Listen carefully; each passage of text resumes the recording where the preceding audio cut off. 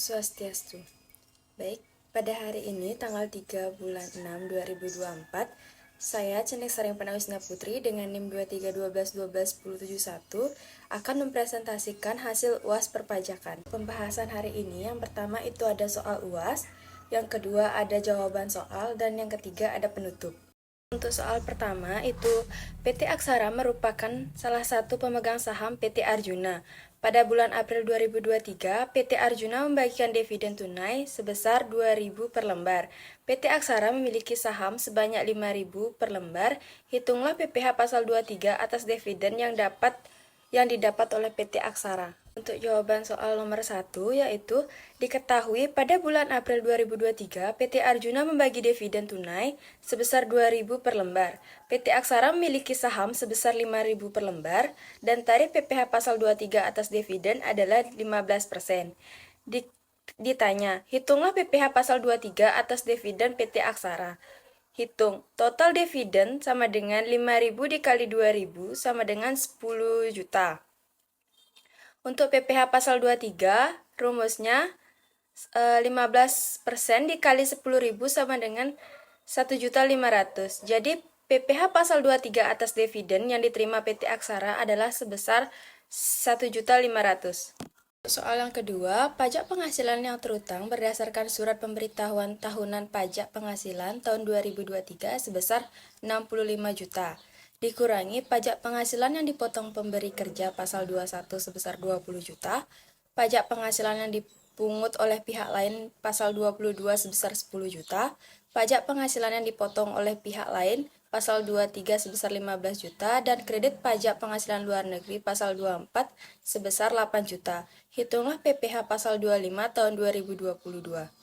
Jawaban soal nomor 2, diketahui pajak penghasilan yang terutang 2023 sebesar 65 juta, PPh pasal 21 sebesar 20 juta, PPh pasal 22 10 juta, PPh pasal 23 15 juta, dan PPh pasal 24 atas kredit pajak sebesar 8 juta.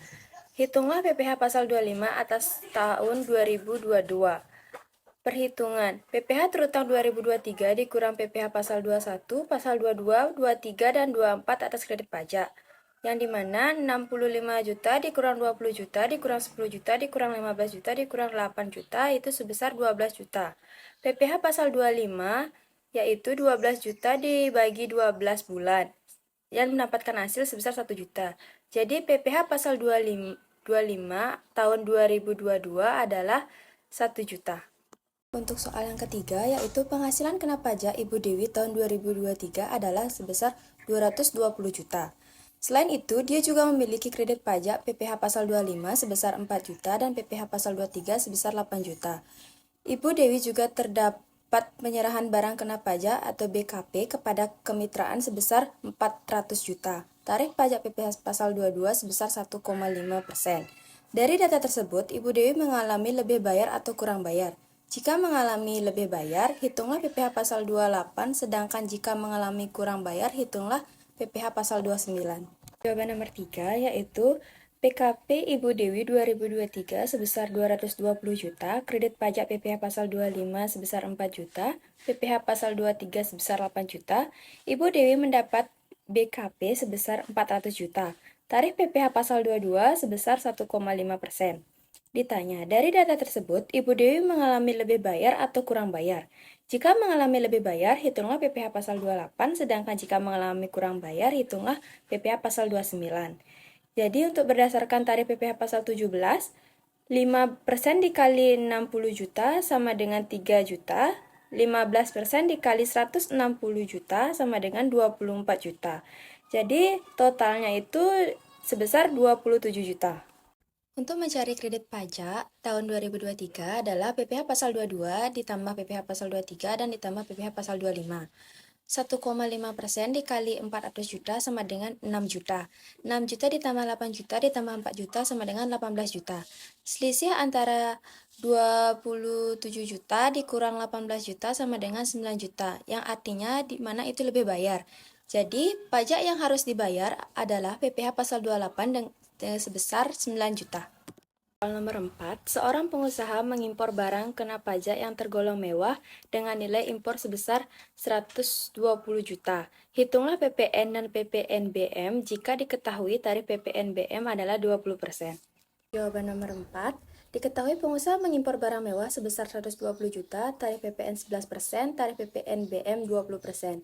Hitunglah PPN dan PPNBM jika diketahui tarif PPNBM sebesar 20%. Hitung, cari PPNBM tarif 20%.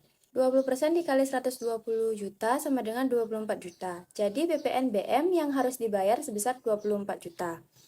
Cari PPN tarif 11% sama dengan 11% dikali HPP dikurang PPNBM, yaitu 11% dikali 120 juta dikurang 24 juta.